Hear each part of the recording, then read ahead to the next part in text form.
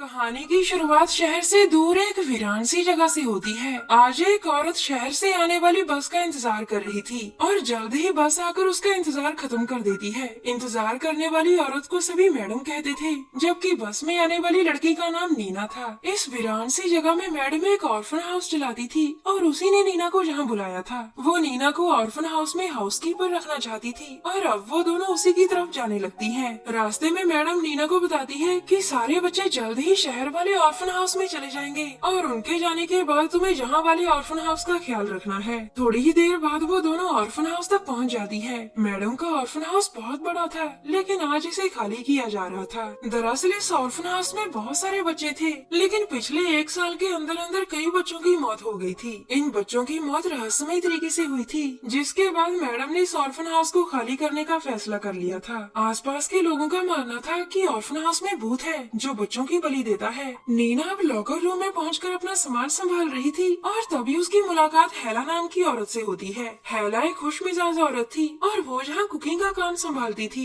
हैला नीना का स्वागत करती है और उससे मिलकर नीना भी बहुत खुश होती है। कुछ ही देर में ऑर्फन हाउस के सभी बच्चे चले जाते हैं और नीना बाहर खड़कर सभी को विदा करती है। उनके जाने के बाद वो ऑर्फन हाउस में वापस आती है, जो पूरी तरह से खाली हो चुका था। नीना अब अपने कमरे की तरफ बढ़ रही थी, लेकिन अचानक उसकी तबीयत खराब हो जाती है। शायद उसे दर्द हो रहा था और वो किसी तरह खुद को संभाल कर एक बाथरूम में आती है, जहाँ आकर वो जल्दी जल्दी सारे कपड़े उतारने लगती है। नीना ने बहुत सारे कपड़े पहन रखे थे, जैसे वो दुनिया से कुछ छुपा रही हो। धीरे धीरे वो सारे कपड़े उतार कर लंबी सांस लेती है और फिर अपने फूले हुए पेट को देखती है। दरअसल नीना प्रेग्नेंट थी और ये बात वो सभी से छुपा रही थी। 6 महीने पहले कुछ लोगों ने नीना की इज्जत लूटी थी, जिसके बाद वो प्रेग्नेंट हो गई थी। इसीलिए ना तो नीना को अपने बच्चे से प्यार था और ना ही वो उसे जन्म देना चाहती थी। थोड़ी देर बाद नीना को एक कमरे से म्यूजिक सुनाई देता है। वो म्यूजिक सुनते सुनते आगे बढ़ती है और आगे उसे कमरे में एक लड़की नजर आती है। इस लड़की का नाम जेडी था और वो नीना को देखकर कहती है, तुम्हें जहाँ एक खास मकसद के लिए लाया गया है। उसकी बात सुनकर नीना डर जाती है, जबकि जेडी उसे वहाँ से चले जाने को कहती है। नीना जैसे ही उसके कमरे से बाहर निकलती है तो उसकी नजर हैला पर पड़ती है। वो हैला से जेडी के बारे में पूछती है तो हैला उसे बताती है कि जेडी इसी ऑर्फन हाउस में पली बड़ी है। दरअसल जेडी एक साइको लड़की थी और दवा खाने से उसकी दवा भी चल रही थी। मैडम उसे भी यहाँ से ले जाना चाहती थी, लेकिन जेडी यहीं रुकने का फैसला करती है। अगले कुछ दिन हैला और नीना ऑर्फन हाउस की सफाई करती है और उसका सामान संभाल कर रखती है। मगर उन दोनों को छोड़कर जेडी अपनी ही मस्ती में मस्त थी। उसे कोई फर्क नहीं पड़ता था कि कोई क्या कर रहा है, वो तो बस अपनी ही दुनिया में मस्त रहती थी। एक दिन हैला और जेडी शहर से सामान खरीदने चली जाती है, जिसके बाद ऑर्फन हाउस में नीना अकेली रह जाती है। नीना आज भी काम कर रही थी और इसी दौरान उसे फिर से दर्द होने लगता है। आज नीना की नाक से खून भी बह रहा था, जिसके बाद वो बेसुध सी हो गई थी। थोड़ी देर बाद हैला और जेडी आकर उसे संभालती है। पहले वो उसे उठाकर बेड पर लिटाती है और फिर वो उसे शांत रहने को कहती है।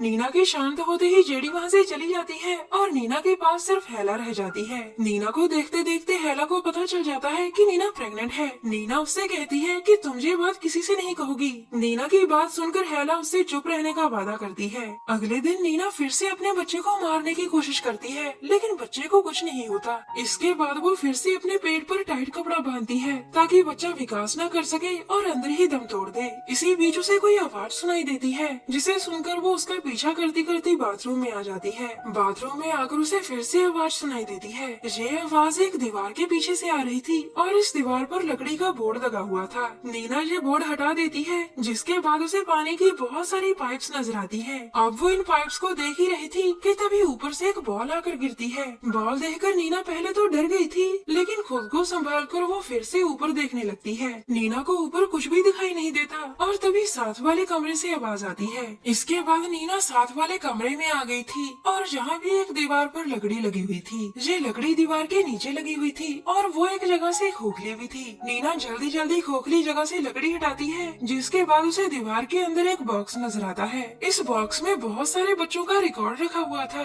और नीना पूरी रात इन रिकॉर्ड्स को ध्यान से देखती है। अगले दिन सुबह कल रात बच्चों का रिकॉर्ड देखते देखते नीना यहीं सो गई थी। नींद से जाकर वो सबसे पहले अपना पेट देखती है। पेट को और फूला हुआ देखकर वो उदास हो गई थी और फिर वो बच्चों का रिकॉर्ड बॉक्स में वापस रख देती है। नीना को अब लग रहा था कि ऑर्फन हाउस में जरूर कुछ न कुछ गड़बड़ है। वो हैरान थी कि उसने अपने बच्चे को मारने की इतनी कोशिश की, लेकिन फिर भी उसे कुछ नहीं हुआ। उसे लगने लगा था कि इस ऑर्फन हाउस में जरूर कोई ताकत है जिस कारण उसका बच्चा अभी तक जिंदा है। इसके बाद वो हेला को बॉक्स के बारे में बताकर उससे पूछती है कि बॉक्स में किन बच्चों का रिकॉर्ड पड़ा है। हेला उसे बताती है कि उन बच्चों की मौत इसी ऑर्फन हाउस में हुई थी। इसके साथ ही वो उसे बच्चों से दूर रहने की सलाह भी देती है। अब नीना जेडी के पास जाकर उससे बच्चों के बारे में पूछती है क्योंकि हेला ने उसे पूरी बात नहीं बताई थी। जेडी उसे बच्चों के बारे में जो भी बताती है वो कुछ इस तरह से है। कई साल पहले जहाँ बहुत सारे नए बच्चों को लाया गया था और उन नए बच्चों में जेडी भी शामिल थी। इन सभी बच्चों के माता पिता विश्व युद्ध में मारे गए थे जिसके कारण ये सभी ऑर्फन हो गए थे। थोड़े ही दिनों बाद सभी बच्चों की रहस्यमय तरीके से मौत हो जाती है, लेकिन सिर्फ और सिर्फ जेडी बचती है। ऑर्फन हाउस के जिस हिस्से में ये बच्चे रहते थे उसी हिस्से को बच्चों की मौत के बाद मैडम ने बंद कर दिया था। पूरी बात सुनकर नीना जेडी से कहती है कि वो वही जगह देखना चाहती है जहाँ वो बच्चे रहते थे।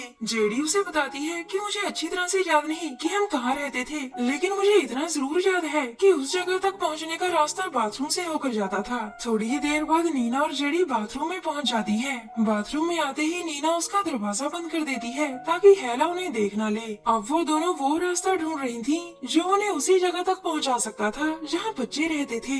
जेडी ने नीना को बताया था कि वो जगह बहुत ही सुंदर और शानदार थी। काफी कोशिशों के बाद भी उन्हें रास्ता नहीं मिलता और न ही जेडी को याद आता है कि वो जगह कहाँ है। थक हार कर नीना बाथरूम में लगे शीशे को देखने लगती है और तभी उसे शीशे के दूसरी तरफ एक बच्चा नजर आता है। बच्चा देखकर नीना डर गई थी, लेकिन साथ ही साथ उसे पता चल जाता है कि शीशे के पीछे बच्चे हैं। अब वो अपनी टॉर्च उठाकर शीशे पर मारती है और एक ही झटके में पूरा शीशा टूट जाता है। अब वो दोनों धीरे धीरे शीशे की तरफ बढ़ रही थी, लेकिन उन्हें शीशे के पार कुछ भी दिखाई नहीं देता। उसी पल बाथरूम का दरवाजा जोर जोर से हिलने लगता है, जैसे उसे तोड़कर कोई अंदर आना चाहता हो। दोनों लड़कियां डर जाती हैं और नीना जल्दी जल्दी अपने हाथ पर कपड़ा बांधकर शीशे के पार छुपने की तैयारी शुरू कर देती है। उसे भागते देखकर जेडी भी एक जगह जाकर छुप जाती है। कमरे का दरवाजा तोड़कर अंदर आने वाली हेला थी, क्योंकि वो उन दोनों लड़कियों को बच्चों से दूर रखना चाहती थी। उसे देखकर नीना शीशे के पार जाने की कोशिश करती है, लेकिन हेला उसे रोकते रोकते कहती है कि अगर तुम उनके पास चली गई तो दोबारा वापस नहीं आ सकोगी।